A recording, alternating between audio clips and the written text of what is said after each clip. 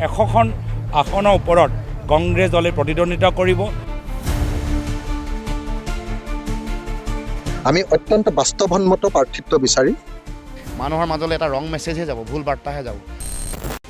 26ত কোনে কৰিব চৰকাৰ? নিৰ্বাচনী ৰণডংকা বজাই হাতে কামে পথাৰত নামিছে বিজেপি। শ্বহীদ স্মাৰক ক্ষেত্ৰ, ব্ৰতদৱা প্ৰকল্প, জ্যোতি বিষ্ণু প্ৰেক্ষাগৃহৰ দৰে অনুষ্ঠান প্ৰকল্প বিজেপি চৰকাৰে মুকলি কৰিছে। প্ৰধানমন্ত্ৰী, গৃহমন্ত্ৰী, বিজেপিৰ কাৰ্যকৰী সভাপতিকে আদি কৰি ৰাষ্ট্ৰীয় নেতা অসমলৈ আহিছে। সেই বিজেপিক ৰুধিবলৈ সাজু হোৱা বিৰোধীৰ মাজত আকৌ খকাখুন্দা চলিয়েই আছে। বিৰোধী মিত্ৰদলৰ মাজৰ আসন ভগোৱাৰ আলোচনা কেমেৰাৰ সন্মুখত নকৰিবলৈ পৰামৰ্শ দিয়া গৌৰৱ গগৈৰ মন্তব্যত বিৰোধীৰ মিত্ৰতাক লৈ পুনৰ শংকা ঘনীভূত হৈছে।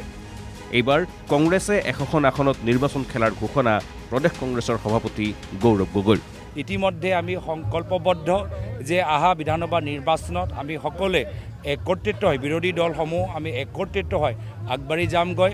আমাৰ ইতিমধ্যে আমাৰ সিদ্ধান্ত যে 100 ছিট 100খন আসনৰ ওপৰত কংগ্ৰেছ দলে প্ৰতিদ্বন্দ্বিতা কৰিব আৰু বাকীকেইখন আসনৰ ওপৰত আমাৰ বিৰোধী দলসকলৰ মাজত তেওঁলোকৰ মাজত আলাপ আলোচনাৰ যোগেদি আমি ভাগ ভাগ কৰিম। অসম বিধানসভাৰ 126খন আসনৰ 100খনত যদি কংগ্ৰেছে নিজা প্ৰাৰ্থীৰে নিৰ্বাচন খেলে, বাকী থাকিল মাত্ৰ 26টা সমষ্টি। 15টা মিত্ৰদলৰ কাৰ ভাগত কিমানকৈ পৰিব? আকৌ আৰম্ভ হ'ল চিন্তা, আশংকা।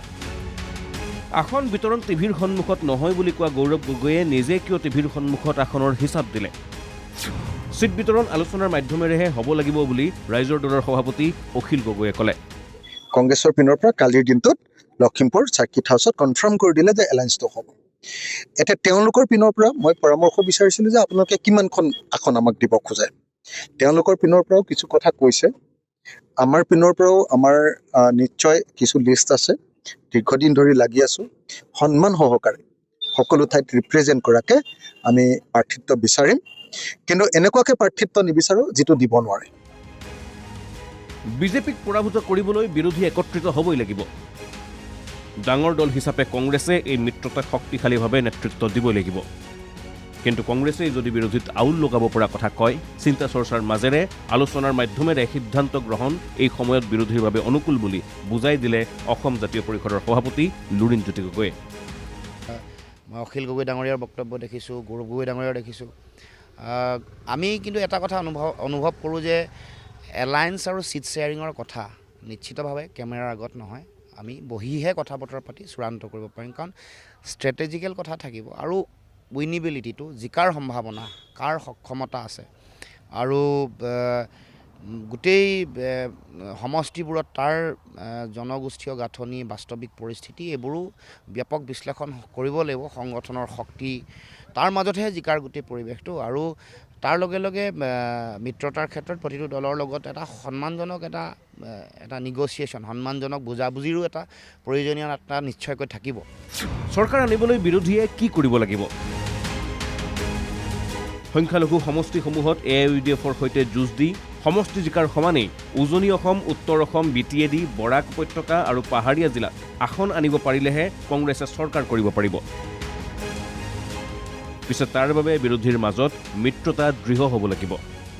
কিন্তু মিত্ৰদলক সন্মান কৰিব নজনাৰ অভিযোগ কংগ্ৰেছৰ বিৰুদ্ধে অভিযোগ উত্থাপন AIUDFৰ বিধায়ক ৰফিকুল ইছলামৰ।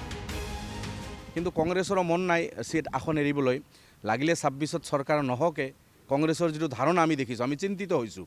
আমি ভাবিছিলোঁ বিজেপিৰ যিটো সাম্প্ৰদায়িক মনোভাৱ, সাম্প্ৰদায়িক বিষভাৱ বিয়পাই অসমৰ যিটো বাতাবৰণ কলুষিত কৰিছে, বিজেপিক উফৰাব লাগে, এইটো আমি বিচাৰি আছোঁ। কিন্তু কংগ্ৰেছৰ কথা বাৰ্তা আৰু কাম কাজত আমি অলপ চিন্তিত হৈছোঁ যে কংগ্ৰেছ এতিয়া আমাৰ লগততো বুজাবুজি নকৰে বা আমিও নকৰোঁ কংগ্ৰেছৰ লগত, এই কথাটো স্পষ্ট হৈছে। এতিয়া এনেকুৱা লাগিছে হয়তো লুৰিণ গগৈ বা অখিল গগৈৰ লগতো হয় কিনা নাই, এইটো এটা বিষয় আমাক চিন্তিত কৰিছে। বিজেপিয়ে টঙালি বান্ধিছে তৃতীয়বাৰ চৰকাৰ কৰিবলৈ। বিৰোধীয়েও মন মেলিছে বিজেপিক ভেটিবলৈ। কিন্তু কেনেকৈ? Bureau report, NKTV+।